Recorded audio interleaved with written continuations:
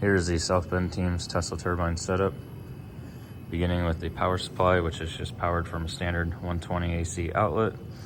We have our DC output up here, which is sending 24 volts to our Click PLC through these wires here, going down into the 24 volt and 0 volt connection there.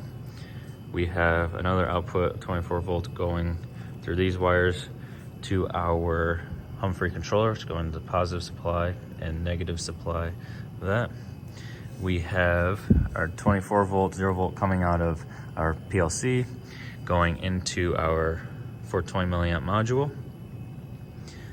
The Arduino is powered by standard USB, and our photo switch over here then is powered through the Arduino.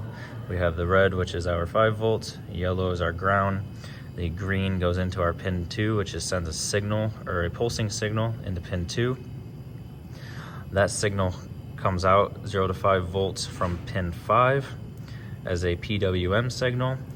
It gets sent through our capacitor over here, where our ground is going to one end of the capacitor, and then our pin 5 is on the other end, and that is to kind of smooth out the signal for the PLC.